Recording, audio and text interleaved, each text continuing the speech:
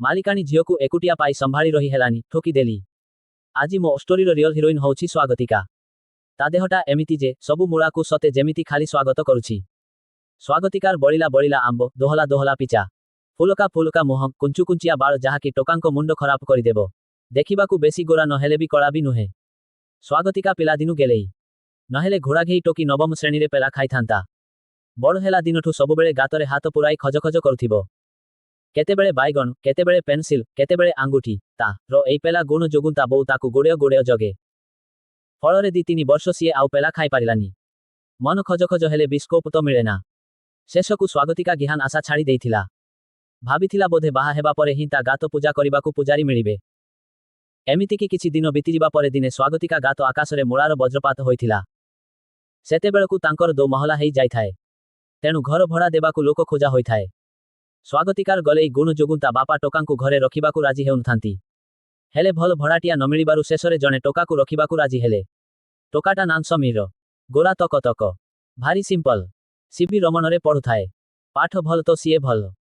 हेले जेउदिन स्वागतिका ताकू देखिदेला ता खुशी कहिले न सरे। छेनापोड़ भड़िया पिलाटाकू खाइबाकू हम हम हेउथाए। हेले समीरर एथिप्रति ध्यान न थाए। हेले स्वागतिका टोकांकू पटाइबार कायदा जानिछि। समीर उपर महलारे रहे।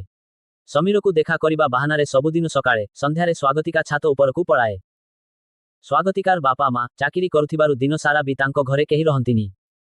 सेपटे दिन सारा कॉलेज जाए समीर। तेणु स्वागतिका सबुबेले साथीटिए खोजी चाली थाए। किंतु समीर ता आड़कू जमा ध्यान देउन थाए। दिनकर कथा सकाळू सकाळू लुगा सुखाइबाकू स्वागतिका छात उपरकू जाइथाए। सेतिकी बेले समीर भी तार कपड़ा सुखाइबाकू छात उपरे थाए। प्रथम थर पाई समीर ताकू किछि समय देखिला। सेतेबेलेकू स्वागतिका पतला लुगाटा पिंधि थाए। आंबर भुंडी दीटा उपरकू फुटिकी दिसुथाए। स्वागतिकार थाकुल थाकुल पिचा देखि केजाणी काहिंकी समीर अन्यमनस्क होइगला। स्वागतिका किंतु समीरर हावभाव भल भावे जानि पारुथाए।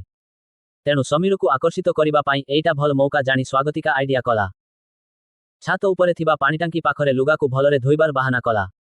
बसिकी लुगा धोइबा बेले पानी छिड़िका मारी ता देह जड़ी जाउथाए। समीर आगरू निज काम सारी पड़ाउथिला। किंतु सेदिन जानिशुनी अटकी गला। स्वागतिका भी लुगा धोइबा बाहानारे ता लुगाकू संपूर्ण ओदा करिदेला। स्वागतिका जानिथाए समीर ताकू पछपटू देखुछि। पानीरे लुगा ओदा होइजिबारु आंब दीटा दिसुथाए। पछपट कपड़ा जड़ी जाई पिचा संधिरे पसि जाइथाए। तेणु दुई साइडरू पिचाटी स्पष्ट दिसुथाए। स्वागतिका बुलिजिबारु आगपटू गात दिसुनथिले भी बुदा बुदा बाळ झापसा झापसा दिसुथाए। प्रथम थर पाई समीर देहरे सिहरण अनुभव करुथिला। ता गामुछाटा टिके टेकी होइकी रहुथिला। स्वागतिका ताकू देखि टिके मुरुकी हसा मारी चालीगला। धीरे धीरे समीर ओ स्वागतिका परस्परकू चाहि हसाहसी हेउथिले भी केही किछि कथा होई पारुनथांती। मझिरे मझिरे स्वागतिका मामा समीर रूमकू खाइबा मध्य पठाइथांती। हेले दिहे केबे कथा होई नथांती। दिनकर घटना स्वागतिकार जन्मदिन थाए। स्वागतिका हातरे ता मामा समीर पाखकू खाइबाकू पठाइले। समीर रूम दर आउजा थाए। स्वागतिका आस्ते किना कबाट फांको आडेइला। देखिला समीर ता मुसळ मूळाटाकू हातरे धरी खाली कटक पुरी करुछि। जोररे जोररे हलाई चालुथाए। समीरर मूळा देखि स्वागतिका गातरे पानी जमी आसिला। हातरे आंब भी रगड़ी पकाउथाए स्वागतिका। किछि समय समीरर मूळा दर्शन करिबा परे स्वागतिका फटकिना कबाट खोलिदेला। समीर चमकी पड़िकी ठिया होइगला। लापट परे घिहाघेही चालुथाए। ता मूळाटा टेंगेइकी थिबारु गामुछा उपरु स्पष्ट बारी होई पडुथाए। स्वागतिका ताकू चाहि हसी देई कहिला तुमे भारी दुष्ट। एतिकी कहि पळाइला। आगरू स्वागतिकार गोल गोल आंब चुई चुई भुंडी आउ पिचा देखिथिबा समीर मनरे धीरे धीरे स्वागतिकाकू गेहिबार इच्छा बढ़िबारे लागिथिला। सेपटे समीरर मूळा देखिबा परठू स्वागतिका नीति ता कथा भाबी गातकू फाड़ी कणारे आंगुठी गळेई सलसल करिदिए। देहमुंड सिहिरी उठे। एमिति समीर मूळा आउ स्वागतिका गात दिहे दिहिंकू झुरुथिले। हेले दिने मूळा गात कथा आउ गात मूळार मन कथा बुझिगला। सेदिन स्वागतिका घरे एकुटिया थाए। समीर रोषेई पाई तेल आनिबाकू स्वागतिका घरकू आसिथाए। सेतेबेले स्वागतिका सर्ट नाइटे पिंधि थाए। घरे भी एमिति स्वागतिका बोडीशो पिनेधेनी। फलरे गंजी कंदिरु भुंडी खाली आखि मारुथाए। समीर हाफ पैंट आउ गंजीटिए पिंधि भारी क्यूट दिसुथाए। दिहे दिहिंकू बेस किछि समय चाहिले भी किछि कहि पारुनथांती। तेल पाई स्वागतिका रोषेई घरकू पळाइला। हठात काच तळे पड़िबार साउंड हेला। समीर कौन हेला भाभी रोषेई घर आड़कू चालीगला। स्वागतिका नई पड़ी काचगुड़ा उठाउथिला। गंजी तळू खपखप हेउथिबा आंब टिके टिके दिसुथाए। समीर पूरा आखि पुराई स्वागतिकार गोरा गोरा आंब देखुथाए। स्वागतिका एहा जानिपारी आहुरी टिके नई आंब देखाइबाकू लागिला। हठात स्वागतिका अन्यमनस्क होई भंगा काच उठाउथिबारु ता हातरे काच पसिगला। समीर सांगे सांगे ता हातकू धरी रक्तगुड़ीकू चुचुमी पकाइला। ସମୀରର ପ୍ରଥମ ସ୍ପର୍ଶ ପାଇ ସ୍ୱାଗତିକା ଦେହରେ କରେଣ୍ଟ ଖେଳିଗଲା। ସମୀର ତା ହାତରେ ବେଟାଡାଇନ୍ ଲଗାଇ ଦେଇ ମାଲିସ କରୁଥାଏ। ସ୍ୱାଗତିକା ଦେହ ପୁରା ହିଟ ହୋଇ ଯାଉଥାଏ। ସ୍ୱାଗତିକା ଦେହର କମ୍ପନ ଅନୁଭବ କରୁଥିଲା ସମୀର। ସମୀର ଦେହରେ ବି ଖେଳିଗଲା ଶିହରଣ। ପ୍ୟାଣ୍ଟ ଭିତରୁ ମୁଷଳ ମୂଳାଟା ଖାଲି ବାଡ଼େଇ ଛାଟି ହେଉଥାଏ। ହାତରେ ବେଟାଡାଇନ୍ ଲଗାଉ ଲଗାଉ ସମୀର କହୁଣିଟା ସ୍ୱାଗତିକା ଛାତିରେ ବାଜିଗଲା। ସ୍ୱାଗତିକା ଆହ ଆହ କହିଦେଲା। ସମୀର କହିଲା କ'ଣ କାଟୁଛି? ସେ କହିଲା ନା ବହୁତ ଭଲ ଲାଗୁଛି। ସେତେବେଳକୁ ବାହାରେ ବର୍ଷା ନାଦୁଥାଏ। ବାରଣ୍ଡାରୁ ବର୍ଷା ଛିଟିକା ଦି ଜଣଙ୍କ ଦେହରେ ବାଜୁଥାଏ। ଏତିକି ବେଳେ ଦି ଜଣଙ୍କର ମନେ ପଡ଼ିଗଲା ଛାତ ଉପରେ ଶୁଖିଥିବା ଲୁଗା କଥା। ଦିହେଁ ଧାଇଁ ଧାଇଁ ଛାତ ଉପରକୁ ଚାଲିଗଲେ। ଲୁଗା ଗୋଟାଉ ଗୋଟାଉ ଦିହେଁ ଗୋଟାପଣେ ଓଦା ହେଇଗଲେ। ବୋଦିସ ପିନ୍ଧିନଥିବା ସ୍ୱାଗତିକାର ଆମ୍ବ ଯୋଡ଼ା ସ୍ପଷ୍ଟ ଭାବେ ଦିଶୁଥିଲା। ଭୁଣ୍ଡି ପୁରା ଠେସି ହୋଇ ରହିଥିଲା। ସେପଟେ ସମୀରର ପ୍ୟାଣ୍ଟ ବି ଓଦା ହୋଇ ଯାଇଥାଏ। ଚଡ଼ି ପିନ୍ଧିଥିଲେ ବି ମୂଳାର ସାଇଜଟା ସ୍ପଷ୍ଟ ବାରି ପାରୁଥିଲା ସ୍ୱାଗତିକା। ଦିହେଁ ଛାତ ଉପରୁ ଆସିବା ବେଳେ ହଠାତ୍ ସ୍ୱାଗତିକା ଝୁଣ୍ଟି ପଡ଼ିଲା। ଓଦା ହୋଇଥିବାରୁ ସିଡ଼ିରେ ଗୋଡ଼ି ଖସିବାରୁ ଅଣ୍ଟାଟା ମାଡ଼ ହୋଇଗଲା। ଯନ୍ତ୍ରଣାରେ ସ୍ୱାଗତିକା ଆଖିରୁ ଲୁହ ବାହାରି ପଡ଼ୁଥାଏ। ଆଉ ସମ୍ଭାଳି ପାରିଲାନି ସମୀର। କହିଲା ଚାଲ ମୋ ରୁମରେ ପତଞ୍ଜଳି ବାମ୍ ଅଛି। 10 ମିନିଟରେ ପୀଡ଼ା କମିଯିବ। ସ୍ୱାଗତିକା ସମୀର ଖଟ ଉପରେ ବସିଥାଏ। ସମୀର ବାମ୍ ଆଣିଲା, କହିଲା ତୁମେ ନିଜେ ନିଜେ ଅଣ୍ଟାରେ ଲଗାଇ ଦିଅ। ମୁଁ ରୁମ୍ ବାହାରେ ଅଛି। ସ୍ୱାଗତିକା କହିଲା ନା ତୁମେ ଟିକେ ଲଗାଇ ଦିଅ ନା। ସ୍ୱାଗତିକାର କଥା ଶୁଣି ସମୀରର ହାର୍ଟବିଟ୍ ବଢ଼ିଗଲା। ଅଜଣା ଶିହରଣରେ ସେ ଝୁମି ଉଠିଲା। ସ୍ୱାଗତିକା ତ ସର୍ଟ ନାଇଟ୍ ପିନ୍ଧିଥାଏ। ପୁରା ନାଇଟ୍ ନଟେକିଲେ ଅଣ୍ଟା ତ ଦିଶିବନି।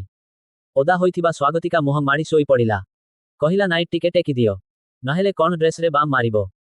ଥରଥର ହାତରେ ବାମ୍ ବୋତଲରୁ ବାମ୍ ବାହାର କରି ଧୀରେ ଧୀରେ ନାଇଟ୍ ଟେକୁଥାଏ ସମୀର। ଧଳା ରଙ୍ଗର ଚଡ଼ି, ତାହା ପୁଣି ଜାଲି ଜାଲି। ସ୍ୱାଗତିକାର ପିଚାଟା ସ୍ପଷ୍ଟ ଭାବେ ଦିଶୁଥାଏ। ଅଣ୍ଟାରେ ବାମ୍ ମାରିବା ବେଳେ ସ୍ୱାଗତିକା ଚିତ୍କାର କରୁଥାଏ। ଆହ ଉଃ ଆହ ଉଃ ହେଉଥାଏ। ହେଲେ ସ୍ୱାଗତିକାର ଚିତ୍କାର ଦେହ ଗରମ ପାଇଁ ନା ଯନ୍ତ୍ରଣା ପାଇଁ ତାହା ବୁଝି ପାରୁନଥିଲା ସମୀର। ଏପଟେ ଅଣ୍ଟା ମାଲିସ କରୁଥିବା ବେଳେ ସ୍ୱାଗତିକାର ସବୁ ଅଙ୍ଗ ପଢ଼ିବା ପାଇଁ ଚେଷ୍ଟା କରୁଥାଏ ସମୀର। କିଛି ସମୟ ପରେ ହଠାତ୍ ହାତ ଅଟକାଇ ଦେଲା ସମୀର। ସ୍ୱାଗତିକା କହିଲା, ଏ ସମୀର ପ୍ଲିଜ୍ ଆଉ ଟିକେ ମସାଜ କରନା। ସମୀର ବି ଗରମ ହୋଇଯାଇଥାଏ। କହିଲା, ଅଣ୍ଟାକୁ କେତେ ମସାଜ କରିବି? ସ୍ୱାଗତିକା କହିଲା, ଖାଲି ଅଣ୍ଟା କାହିଁକି ତୁମେ ଯେଉଁଠି ଚାହିଁବ ମାଲିସ କରିପାରିବ। ଟିକେ ବଡି ଲୋସନ ମାରି ମୋ ଦେହକୁ ମାଲିସ କରିଦିଅ ନା ସମୀର। ସମୀର ଉଠି ଯାଇ ବଡି ଲୋସନଟା ଆଣିଲା। ନାଇଟ୍ ଭିତରେ ହାତ ଗଳାଇ ପଛପଟ ମାଲିସ କରୁଥାଏ ସମୀର। ସ୍ୱାଗତିକା କହିଲା, ଏ ନାଇଟ୍ ପୁରା ନୋଠେଇ ମାଲିସ କଲେ ସବୁ ସାର୍ଟରେ ଲାଗିଯିବ ଯେ। ପ୍ଲିଜ୍ ଟିକେ ନାଇଟ୍ଟା ଖୋଲିଦିଅ ନା। ସମୀର ହାତ କମ୍ପି ଉଠୁଥାଏ। ଦେହ ସାରା ଗରମର ତାତି। ସମୀର ଝଟକିନା ସ୍ୱାଗତିକାର ନାଇଟ୍ ଖୋଲିଦେଲା। ଶ୍ୟାମଳ ବର୍ଣ୍ଣର ପିଠିରେ ବଡି ଲୋସନ ମାରୁଥାଏ ସମୀର। ବେଳେବେଳେ ପିଠି ତଳପଟେ ଦିଶୁଥିବା ଦିଟା ଆମ୍ବରେ ବି ଟିପ୍ ମାରି ଦେଉଥାଏ। ଆମ୍ବରେ ହାତ ବାଜିଗଲେ ଆହ ଓଃ କରୁଥାଏ ସ୍ୱାଗତିକା। କିଛି ସମୟ ପରେ ସ୍ୱାଗତିକା କହିଲା, ଏ ସମୀର କେତେ ସମୟ ପିଠିରେ ହାତ ମାରିବ? ଟିକେ ମୋତେ ଓଲଟାଇ ଦିଅ ନା। ସମୀର ସ୍ୱାଗତିକାକୁ ଫଟକିନା ଓଲଟାଇ ଦେଲା। ସ୍ୱାଗତିକା ଆଖି ବନ୍ଦ କରି ଶୋଇଥାଏ। ବେଲ ଭଳିଆ ଦିଟା ମସ୍ତ ଆମ୍ବ ଛାତି ଉପରେ ଥାଏ। ନାହିପଟୁ ମସାଜ ଆରମ୍ଭ କଲା ସମୀର। ଆମ୍ବ ପାଙ୍କରେ ଲୋସନ ମାରିବା ବେଳକୁ ସ୍ୱାଗତିକାର ମୁହଁରୁ ଚିତ୍କାର ଶୁଣିବା ସହ ତା ମୁଖମଣ୍ଡଳର ଗରମ ସେ ଅନୁଭବ କରିପାରୁଥାଏ। ଦୁଇ ଆମ୍ବ ଧରି ଦଳି ଚାଲିଲା ସମୀର। ହାତରେ ଜୋରରେ ଚାପ ଦେଇ ଭୁଣ୍ଡିଟିକୁ ସଲସଲ କରୁଥାଏ। ଧଳା ନେଟ୍ ଭିତରୁ ସ୍ୱାଗତିକା ବାଳ ବି ସ୍ପଷ୍ଟ ଭାବେ ଦେଖିପାରୁଥାଏ ସମୀର। ବେଳେବେଳେ ତା ଉପରେ ବି ଚାପ ଦେଉଥାଏ। ସ୍ୱାଗତିକା କହିଲା, ଏ ସମୀର ମୋ ଆମ୍ବ ଯୋଡ଼ା ଯାକ ଖାଇଦିଅ। ତାକୁ ଟିକେ ପାଟିରେ ମସାଜ କରିଦିଅ। ସମୀର ସ୍ୱାଗତିକା ଉପରେ ଚଢ଼ିଗଲା। ପାଟିରେ ସ୍ୱାଗତିକାର ଆମ୍ବ ଧରୁନଥାଏ। ହେଲେ ଏପଟ ସେପଟ କରି ଦିଟା ଆମ୍ବକୁ ମନଭରି ଖାଇ ଚାଲିଥାଏ ସମୀର। ଭୁଣ୍ଡିକୁ ଶୋଷାଡ଼ି ଚାଲୁଥାଏ। ଆମ୍ବ ଖାଇବା ପରେ ଧୀରେ ଧୀରେ ସମୀରର ମୁହଁ ତଳକୁ ତଳକୁ ଖସୁଥାଏ। ଅଣ୍ଟା ପାଖରେ ସ୍ୱାଗତିକା ଗାତର ବାସ୍ନା ତାକୁ ଗାତ ଆଡ଼କୁ ଟାଣିନେଲା। ଚଡ଼ି ଉପରେ ଚୁଚୁମି ଚାଲିଲା ସମୀର। ବାଳଗୁଡ଼ା ବି ପାଟିରେ ଟାଣି ହୋଇଯାଉଥାଏ। ଏ ସମୀର ଆହ ବାଳଗୁଡ଼ା ଟାଣି ହୋଇଯାଉଛି। ଚଡ଼ିଟା ଖୋଲିଦେଇ ତାକୁ ଖାଇଦିଅ। ସମୀର ଚଡ଼ିଟା ଖୋଲିଦେଲା। ପେଡ଼ି ଭିତରୁ ବାହାରି ପଡ଼ିଲା ଘଞ୍ଚ ଜଙ୍ଗଲିଆ ବାଳ। ଏତେ ବାଳ ଗାତଟା ବି ଦିଶୁନଥିଲା। ବାଳ ଆଡ଼େଇ ଆଡ଼େଇ ଗାତ କିଆରିରେ ପଶିଗଲା ସମୀର। ଗାତର କାନ୍ଥ ଦିଟାକୁ ମେଲା କରିଦେଇ ଜିଭରେ ଅଷ୍ଟ୍ରୋକ ମାରି ଚାଲିଲା। ଜିଭରେ ସଲସଲ କରିବା ବେଳକୁ ଗାତରୁ ବାହାରି ପଡ଼ୁଥାଏ ଗରମ ପାଣି। ହଠାତ୍ ସ୍ୱାଗତିକା କହିଲା, ଏ ସମୀର ଟିକେ ଅଣସ୍ତରୀ ପୋଜ୍ କରିବା। ଗିହାଗେହି ଦେଖି ଦେଖି ସମୀରର ବି ଗିହା ଜ୍ଞାନ ହେଇଯାଇଥାଏ। ପ୍ୟାଣ୍ଟ ଖୋଲିଦେଇ ମୂଳାଟାକୁ ସ୍ୱାଗତିକା ପାଟିରେ ଢୋକେଇ ଦେଲା ସମୀର। ସେପଟେ ନିଜେ ଗାତଟାକୁ ପାଟିରେ ପୁରାଇ ଶୋଷି ଚାଲିଲା। ରୁମ୍ ସାରା ଖାଲି କଚକଚ ପଚପଚ ସାଉଣ୍ଡ ହେଉଥାଏ। ଦିହେଁ ଖାଲି ଆହ ଉଃ ହେଉଥାନ୍ତି। 10-15 ମିନିଟ୍ ଧରି ସ୍ୱାଗତିକା ସମୀରର ମୂଳାଟାକୁ କେନ୍ଦି ଲଲିପପ୍ ଚୁଚୁମି ଚାଲିଥାଏ। ସେପଟେ ଗାତ କାନ୍ଥ ଭିତରେ ଥିବା ପିରାମିଡକୁ ଜିଭରେ ସଲସଲ କରି କଣା ଭିତରେ ଆଙ୍ଗୁଠି ଗଲଗଲ କରୁଥାଏ ସମୀର। ଆଉ କେହି ସମ୍ଭାଳିବା ସ୍ଥିତିରେ ନଥାନ୍ତି। ସ୍ୱାଗତିକା କହିଲା, ଏ ସମୀର ମୋତେ ଗେହି ଚାଲ। ଆଉ ସମ୍ଭାଳି ହେଉନି। ବମୁଳାଟାକୁ କଣାରେ ଢୋକାଇ ଦିଅ। ସ୍ୱାଗତିକାର ଆଜ୍ଞାବହ ଭୃତ୍ୟ ଭାବେ ସମୀର ବସି ପଡ଼ିଲା। ସ୍ୱାଗତିକାର ଜଙ୍ଘ ଦିଟା ଫାଡ଼ିଦେଲା। ପାଟିରେ ଚୁଚୁମି ଚୁଚୁମି କଣା ପୁରା ସ୍ପଷ୍ଟ ଦିଶୁଥାଏ। ଗୋଲାପୀ ଗୋଲାପୀ କଣାରେ ନିଜ ମୁଳାଟାକୁ ନେଇ ଢୋକେଇ ଦେଲା। ଦି ଚାରିଥର ଆସ୍ତେ ଆସ୍ତେ ପାହାର ଦେବା ପରେ ହଠାତ୍ ଜୋରରେ ନାଦି ଦେଲା ସମୀର। ଆହ କହି ଚିତ୍କାର କରି ପକାଇଲା ସ୍ୱାଗତିକା। ବହୁଦିନ ହେଲା ସେ ବି ଗିହାଁ ଖାଇନି।